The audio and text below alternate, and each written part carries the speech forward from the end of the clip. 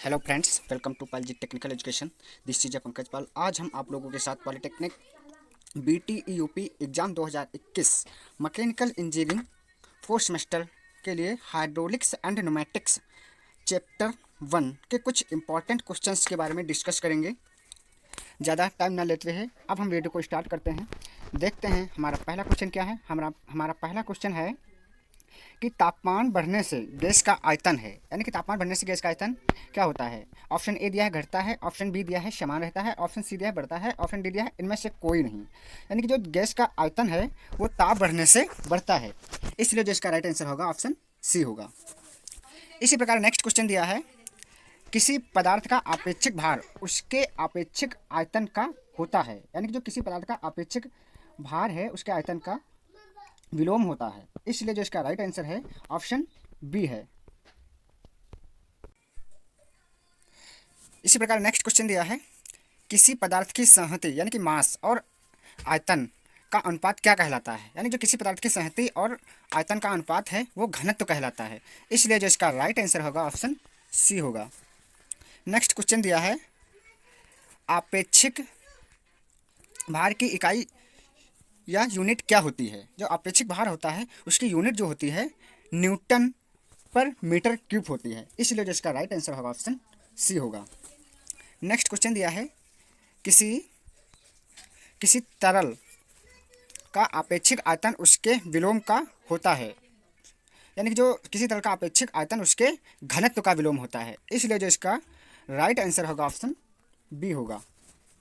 Next question दिया है, किसी तापमान पर शुद्ध जल का आपेक्षिक भार अधिकतम होता है, यानी कितने तापमान पर शुद्ध जल का आपेक्षिक भार अधिकतम होता है। यानी जो 4 डिग्री सेल्सियस होता है उस पर क्या होता है, जो 4 डिग्री सेल्सियस तापमान पर शुद्ध जल का आपेक्षिक भार अधिकतम होता है, इसलिए जो इसका राइट आंसर होगा ऑप्शन डी होगा।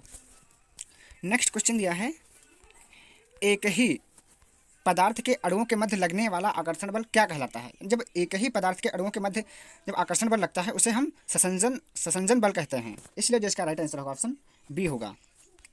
नेक्स्ट क्वेश्चन दिया है, श्यानता यानी कि विस्कोसिटी का मात्रक क्या होता है। यानी जो विस्कोसिटी का मात्रक, ऑप्शन ए दिया है न्यूटन सेकेंड पर मीटर स्क्वायर, ये एसआई मात्रक है, एसआई मात्रक दिया है।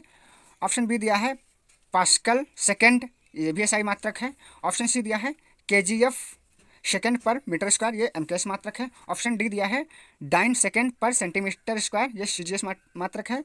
ऑप्शन ई दिया है पॉइज, ये भी CGS मात्रक है। ऑप्शन डी दिया है ऑल ऑफ दीज, यानी कि जो इसका राइट आंसर है ऑप्शन ई है ऑल ऑफ दीज, यानी कि जो विस्कोसिटी की मात्रक सभी ऐसे न्यूटन सेकेंड पर मीटर स्क्वायर एसआई मात्रक है, पास्कल सेकेंड ये एसआई मात्रक है, KGF सेकेंड पर मीटर स्क्वायर ये MKS मात्रक है, और डाइन सेकेंड पर सेंटीमीटर स्क्वायर ये CGS मात्रक है, और पॉइज भी क्या है CGS मात्रक है। नेक्स्ट क्वेश्चन दिया है, जो तरल न्यूटन के श्यानता नियम का पालन करते हैं क्या कहलाते हैं। जो तरल न्यूटन के श्यानता नियम का पालन करते हैं वो न्यूटनी तरल कहलाते हैं, इसलिए जो इसका राइट आंसर होगा ऑप्शन सी होगा। नेक्स्ट क्वेश्चन दिया है, जो तरल न्यूटन के श्यानता नियम का पालन नहीं करते हैं क्या कहलाते हैं। जो तरल न्यूटन के श्यानता नियम का पालन नहीं करते हैं वे अन्यूटनी तरल कहलाते हैं, इसलिए जो इसका राइट आंसर होगा ऑप्शन ए होगा। नेक्स्ट क्वेश्चन दिया है, आयतन प्रत्यास्थता गुणांक किसका विलोम होता है। जो आयतन प्रत्यास्थता गुणांक है वो संपीड्यता का विलोम होता है, इसलिए जो इसका राइट आंसर होगा ऑप्शन बी होगा। नेक्स्ट क्वेश्चन दिया है, वह तरल जिसमें श्यानता विस्कोसिटी तथा पृष्ठ तनाव सरफेस टेंशन का गुण होता है क्या कहलाता है। जिसमें वह क्या होता है, जिसमें श्यानता और सरफेस टेंशन का गुण होता है उसे हम वास्तविक तरल कहते हैं, यानी कि रियल फ्लूइड कहते हैं, इसलिए जो इसका राइट आंसर होगा ऑप्शन सी होगा। नेक्स्ट क्वेश्चन दिया है, वह तरल जिसमें श्यानता यानी कि विस्कोसिटी पृष्ठ तनाव सरफेस टेंशन तथा संपीड्यता यानी कि कंप्रेसिबिलिटी का गुण नहीं होता है क्या कहलाता है। जिसमें विस्कोसिटी सरफेस टेंशन और कंप्रेसिबिलिटी का गुण होता है उसे हम आदर्श तरल कहते हैं, इसलिए इसका राइट आंसर होगा ऑप्शन ए होगा। नेक्स्ट क्वेश्चन दिया है, किसी तरल की गतिकी श्यानता या श्यानता म्यू तथा घनत्व रो का अनुपात क्या कहलाता है। यानी कि गतिकी श्यानता या श्यानता तथा घनत्व का जो अनुपात होता है वो निरपेक्ष या शुद्ध गतिकी श्यानता कहलाता है, यानी कि काइनेमेटिक विस्कोसिटी कहलाता है। इसलिए जो इसका राइट आंसर होगा ऑप्शन सी होगा। नेक्स्ट क्वेश्चन दिया है, दो भिन्न पदार्थों के मध्य या दो भिन्न पदार्थों के अणुओं के मध्य, यानी कि दो भिन्न पदार्थों के अणुओं के मध्य लगने वाला आकर्षण बल क्या कहते हैं? यानी जो दो भिन्न पदार्थों के अणुओं के मध्य जो लगने वाला आकर्षण बल होता है उसे हम आसंजन कहते हैं। इसलिए जो इसका राइट आंसर होगा ऑप्शन बी होगा। नेक्स्ट क्वेश्चन दिया है, तरल का वह गुण जिसके कारण तरल की विभिन्न परतों के मध्य आपेक्षिक गति यानी कि रिलेटिव मोशन का विरोध होता है, क्या कहलाता है? कि जो तरल का वह गुण जिसके कारण तरल की विभिन्न परतों के मध्य आपेक्षिक गति का विरोध होता है उसे हम श्यानता कहते हैं, यानी कि विस्कोसिटी कहते हैं। इसलिए जो इसका राइट आंसर होगा ऑप्शन बी होगा। नेक्स्ट क्वेश्चन दिया है, तरलों के विराम अवस्था में अध्ययन को क्या कहते हैं? यानी कि तरलों के विराम अवस्था में अध्ययन को हम तरल स्थितिकी कहते हैं, कि फ्लूइड स्टैटिक्स कहते हैं। इसलिए जो इसका राइट आंसर होगा ऑप्शन ए होगा। नेक्स्ट क्वेश्चन दिया है, तरलों की गति की अवस्था में अध्ययन को क्या कहते हैं? यानी कि जो तरलों की गति की अवस्था में जो अध्ययन होता है उसे हम तरल शुद्ध गतिकी कहते हैं। इसलिए जो इसका राइट आंसर होगा ऑप्शन सी होगा। नेक्स्ट क्वेश्चन दिया है, वे तरल जिनके द्वारा ऊर्जा या शक्ति को द्रव चालित मशीनों में स्थानांतरित किया जाता है कौन सा तरल कहलाता है?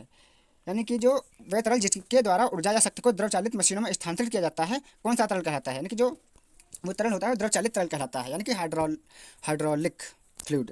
इसलिए जिसका राइट आंसर होगा ऑप्शन सी होगा। नेक्स्ट क्वेश्चन दिया है, नेक्स्ट लास्ट क्वेश्चन दिया है, निरपेक्ष या शुद्ध गतिकी श्यानता यानी कि काइनेमेटिक विस्कोसिटी की इकाई यूनिट हैं, यानी कि इसमें क्या क्या यूनिट होती हैं इनकी? जो एमकेएस या एसआई यूनिट होती है मीटर स्क्वायर पर सेकंड, ऑप्शन ए दिया है। ऑप्शन बी दिया है सेंटीमीटर स्क्वायर पर सेकंड, ये सीजीएस में दिया है। स्टोक, ये भी सीरीज में दिया है। ऑप्शन डी दिया है आल। यानी जो निरपेक्ष या शुद्ध गतिकी श्यानता यानी काइनेमेटिक विस्कोसिटी की जो यूनिट होती है वो एमकेएस में या एसआई में मीटर स्क्वायर पर सेकंड होती है, और जो सीजीएस में होती है सेंटीमीटर स्क्वायर पर सेकंड होती है, और सीजीएस में स्टोक भी होती है। और जो इसमें ऑप्शन डी है वो करेक्ट आंसर है, यानी कि जो इसमें जो यूनिट होती है सभी हैं। और जो 1 stoke equal to 100 centistoke होता है, यानी जो एक स्टोक होता है वो 100 सेंटी स्टोक के बराबर होता है। ये बहुत इंपॉर्टेंट है, ये अलग से ऑप्शन के रूप में पूछ सकता है क्वेश्चन।